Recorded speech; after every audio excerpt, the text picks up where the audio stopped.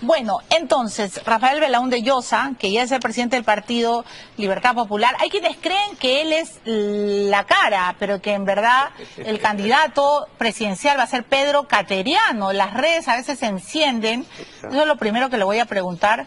Y por supuesto vamos a hablar de Dina, de Petro y demás. ¿Cómo está, señor Belaúnde Llosa? Bienvenido. Muy bien, gracias Milagros por la invitación. Pedro Cateriano es el poder en la sombra del Partido Libertad Popular. ¿Él sería el futuro candidato presidencial o va a ser usted? No hay poder en la sombra, ¿no? Hay una militancia, hay un grupo de personas que hemos promovido este emprendimiento, hemos logrado una inscripción y estamos trabajando en consolidar primero una organización política seria y estructurar un planteamiento serio para ofrecerle al Perú un plan que conduzca a reencauzar al país en la senda de la prosperidad, el desarrollo, de la modernidad. Queda pues mucho tiempo para ver quién será el candidato. Puede ser ninguna de las personas que me has preguntado. O sea, podría ser... ¿Podría usted no participar? Podría yo no participar, en fin, lo importante ¿para ahora... qué se metió a política? No, lo que es importante es consolidar un planteamiento, generar una propuesta seria que tenga en el crecimiento, en el desarrollo y en la reducción de la pobreza como el eje central. Ya, pero primero, ¿cómo se sale de la... Y plantearlo sin ambigüedades, sin triquiñuelas, sin engañar, decir lo que queremos hacer, plantearlo desde el comienzo, y si gozamos con el endoso y el aval de la población, bueno, poder ejecutar un plan de gobierno sin miedo al éxito. Ya, de acuerdo, pero eso todavía, como usted dice, es un poco lejano, porque ni siquiera... Bueno, hay quienes plantean que Dina debe irse antes del 2026, pero... todavía no estamos en esa claro. estación. Pero sí le quiero preguntar a usted como político joven, ¿cómo hacemos para salir de la desesperanza, de la incertidumbre, del conflicto? Dina Boluarte hoy día está en Brasil. Hay quienes creen que fue un viaje absolutamente innecesario y a la par hoy tenemos a un presidente del Parlamento que le compra a una comunidad un terreno a $5.000 y luego él 8 meses después los vende a $265.000. Entonces yo me pregunto, ¿a quién estafó? ¿A los comuneros? Bueno, está claro que engañó a los empresarios, pero sí quiero saber su opinión sobre estos dos puntos centrales. A ver, sobre el tema de Dina, claro, la caída de Castillo ha llenado a la mayoría de los peruanos de una sensación de alivio, porque no había duda de que el Perú estaba yendo a un pozo pues sin fondo con un gobierno de Pedro Castillo y Perú Libre, ¿no? Eso iba a costar millones de personas sumidas en la pobreza, iba a significar una corrupción rampante y desenfrenada, como son pobreza y corrupción. Ese es el legado del socialismo del siglo XXI, eso es Venezuela, eso es Nicaragua, eso es así. Y eso es Gustavo Petro, que ahora está acusado de... Ahí está, claro. El narcotráfico, la subversión, las corruptelas, el asalto a las arcas fiscales. Y entonces, como nos libramos de Castillo y llegó la señora Dina Boluarte, hay una sensación como de alivio.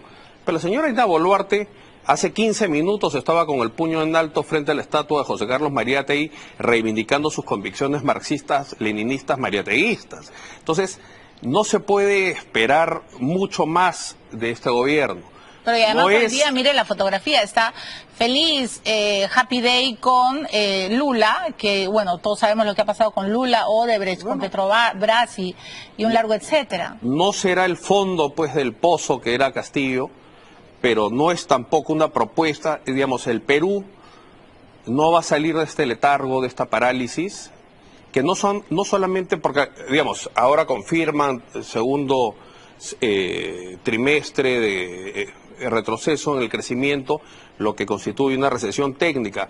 Claro, eso es un nombre, es un tecnicismo, pero eso detrás tiene gente que pierde el empleo, gente que tiene un empleo más precario, gente que no encuentra empleo, gente que no se puede atender, obras de infraestructura que no se realizan. Es decir, esta situación, este letargo en el que está el Perú, la economía peruana y la administración pública, esto se va a reflejar en mayores niveles de desnutrición crónica infantil, de anemia infantil, de pobreza, de atraso. Entonces, Perdón, y agrego de gente que trabajamos y con el salario ya no podemos comprar. Y cada vez es peor. Y esto sumado a que hay una representación parlamentaria que en su gran mayoría, no diré en todos, pero en su gran mayoría parece pues una banda de bucaneros dispuestos a asaltar el erario nacional.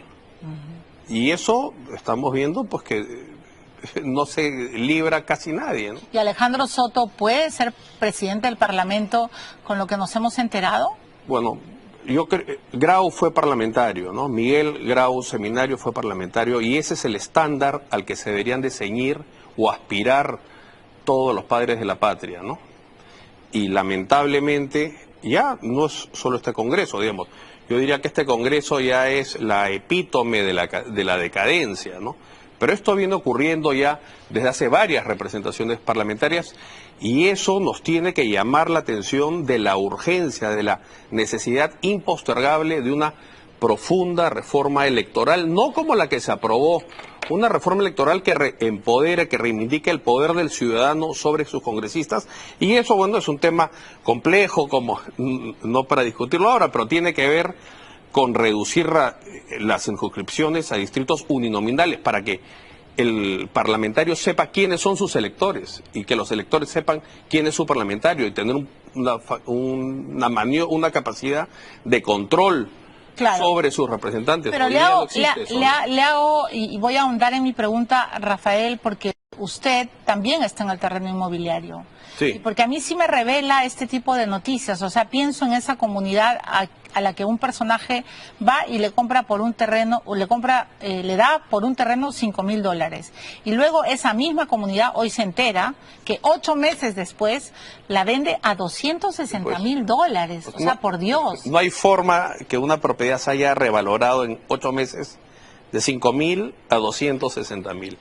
Ahí solamente hay dos alternativas. Han expoliado a los comuneros. ¿Qué significa expoliar? Bueno, les han pagado una fracción, los han estafado, los han engañado, los han timado, pagándoles una fracción del valor de su propiedad.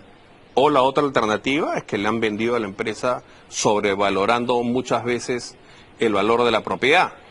Por eso, este segundo caso sería menos grave porque, en fin, un privado, una empresa privada, si quiere pagar un sobreprecio exorbitante, será pues su propia decisión empresarial. Lo que sería lamentable y que es lo evidente, ¿no? Porque $5,000 por una propiedad inmobiliaria no suena a algo serio, ¿no? Lo más probable es que han esquilmado a un grupo de peruanos de buena fe, ¿no? Pero y eso también es la historia de Marta Group, ¿no? Y de Sada Goray. Bueno, o sea, como sí, pues, ese es un modus operandi, ¿no? En nuestro país, y eso es tan triste, ¿no? Compran a comunidades a un precio mínimo y luego los venden, van subiendo de millones en millones, ¿no? Miren lo que pasó con el terreno de Chilca, ¿no? Que lo venden, lo compran a una comunidad, luego lo tratan de vender a 18 millones y luego Centenario, 40, claro, y al final, ¿con qué Centenario va a pagar tantos millones? De acceso. Hoy más al, no Centenario, pero Sada, perdón que me extienda con la pregunta, señor Belaúnde Llosa, porque esto es demasiado putrefacto. Sada Goray logra vender un terreno a Centenario que le ha costado muy poco. Primero fue Martín Montoya que lo compró. Relativos poco, pero claro. Ah, bueno, ahora está en la cárcel, pero por corrupta, pues, ¿no? Claro. Pero a lo que voy es que, ¿qué estamos haciendo con los comuneros? Eso no nos hemos preguntado. ¿Cómo los han timado? ¿Cómo los han timado? Hay infinidad de asentamientos humanos y de personas que luchan por tener su título de propiedad sobre el hogar que habitan seguramente desde hace décadas y no acceden a un título. En el Perú hoy en día es muy difícil acceder a un título de propiedad. Si uno quiere comprar un terreno, por ejemplo, en el medio de un piazo, no existe un procedimiento, una ventanilla única, un protocolo mediante el cual si uno sigue un procedimiento accede a la propiedad. Y lo que es evidente es que la corrupción ha percolado en los sistemas de acceso a la propiedad en el Perú. Esta señora tenía un control absoluto en la Superintendencia de Bienes Nacionales y en la Superintendencia Nacional de Registros Públicos. Y también en Sedapal. Entonces, y también en el Congreso. Estado como botín, ¿no? Eso es a lo que ha devenido el Perú. Entonces hemos tenido un ejecutivo constituido y rodeado de pillos y sinvergüenzas y un parlamento donde esa misma podredumbre ha infectado y ha percolado también, ¿no? Entonces, estamos viviendo pues una situación realmente aciaga, ¿no? Una decadencia creo que pocas veces vista en la historia de nuestra república.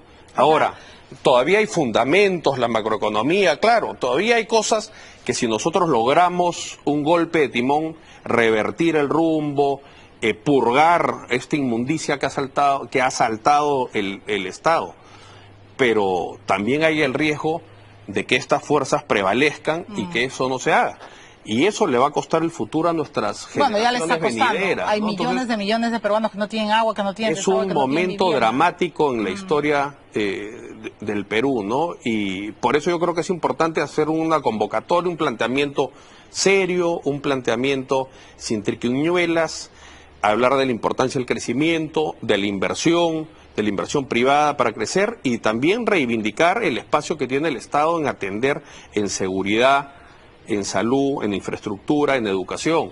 Bueno, pero a ver, quiero mostrarle un video para terminar la entrevista a usted y a la audiencia. Y bueno, ya lo habíamos dicho, ¿no? De cómo Sada Goray puso a su ex esposo en Sedapal para tener el control del terreno de Chilca, para otorgarle agua y desagüe y para que Centenario le desembolsara los más de 50 millones de dólares que le debían, ¿no? Pero el punto aquí es que el expresidente de Sedapal, el señor Francisco Dumbler, ha contado todo. Y me parece muy bien, señor Dumbler, que lo cuente. Y además ha dicho que él se negó. Pero Sada Goray usó a los congresistas. Usó el poder del Parlamento para tratar de arreglar sus propias angurrias, ¿no? Aquí está, tienen que ver. Hasta donde yo recuerdo, llegó el señor Darwin Espinosa con esta persona, se le ha pedido particularmente a él. Él llegó con esta persona, con Gisela Matsunaga. Sí. Este señor llegó y ustedes conocían a la persona con la cual él llegó, es decir, conocían de antes a Gisela Matsunaga, o él llegó y la presentó. Yo personalmente es la primera vez que la veía, ¿no? Se atendió a esta señora, dejó su solicitud y se le dijo que se le iba a informar respecto al trámite que había iniciado. Cuando llega el señor Darwin Espinosa con esta representante de Marca Group llamada Gisela Matsunaga y ella explica su situación, ¿él qué hacía? No, él estaba sentado en la mesa, en una mesa de trabajo. Bueno, yo les tengo que recordar varias cosas antes de escuchar la opinión final de Rafael Belaúnde Llosa. Miren, Darwin Espinosa, parlamentario, era el presidente de la Comisión de Vivienda. Muy bien, ¿no? Apuntaba muy bien Sada Goray. Y claro, el presidente de la Comisión de Vivienda quiere hablar con el presidente de Sedapal. El señor de Sedapal lo va a atender, es el presidente, el parlamentario. ¿Y qué quiere? Pues hacerle presión para el terreno de Sada Goray. Pero lo más increíble es que surge otra vez el nombre de la escudera. Ustedes recordarán que nosotros le hemos mencionado muchas veces en este programa a la señora Gisela Matsunaga. Gisela Matsunaga, cuando Sada Goray llegó a Lima y bajó del avión, ella estaba recibiéndola, ella estaba con Sada Goray. Es más, la policía en un momento se confunde y cree que Gisela Matsunaga es Sada Goray. Y la empiezan a perseguir también, si no me falla la memoria, Rolo. Y lo otro es que esta mujer, Gisela Matsunaga, hacía mucho lobby, ¿no? Fue al Ministerio de Justicia, Félix Chero tiene que aclarar muchas cosas, logró reuniones oficiales entre Longaray, el ex superintendente de la SUNAR, con el ministro de Justicia, en fin. Lo que usted ha dicho es verdad. Se ha penetrado tanto que de verdad, señor Belaúnde Llosa, yo sigo pensando cómo vamos a hacer. Por los periodistas, usted comprenderá que estamos cansados, ¿no? De todas las noches hurgar y sacar la pus, ¿no? De la herida de nuestro país, pero... El tema del agua potable, no solo en Sedapal, el tema del agua potable en el Perú es un asunto que nos debería llenar de indignación y de vergüenza. Más de 3 millones de compatriotas no tienen agua y muchos más de esos 3 millones tienen un servicio paupérrimo, agua a cuentagotas, 3 horas a la semana. Ciudades como Juliaca no tienen agua. Solo le ganamos a República Dominicana y Haití en cobertura de agua potable. Es decir, es una vergüenza. Irónicamente, el Perú es uno de los países de la región que tiene más agua. Las dos cuencas, la del Pacífico y la cuenca que va hacia el Atlántico, están llenas de agua. Entonces, esto, y no es por falta de recursos. El Estado está boyante en recursos. Esto es increíble. O sea, como nunca antes en la historia de la República, el problema ahora no es la falta de recursos económicos, es la corrupción, es la ineptitud y es la desidia. Y lamentablemente, claro. Entonces, el Perú ha devenido, digamos, con una clase política que en su mayoría, porque tampoco voy a generalizar, pero en su gran mayoría es un asalto a las arcas fiscales. Pero bueno, yo confío y espero que en algún momento las cosas cambien. Muchas gracias, Rafael, por poner siempre los puntos sobre las sillas. Gracias por la invitación. Le agradezco, señor. Y de eso vamos a hablar con Enrique Rojas, un reconocido psiquiatra. Vamos a hablar de la oscuridad, de la angurria, de la codicia. ¿Cómo hace uno cuando está frente a un túnel demasiado oscuro y pierde la esperanza? Porque eso le pasa mucho a los peruanos. Pero también te pasa en el terreno personal. ¿Qué haces si estás asustada, angustiada, si estás en una incertidumbre absoluta y dices, ¿y yo cómo hago para salir de todo esto?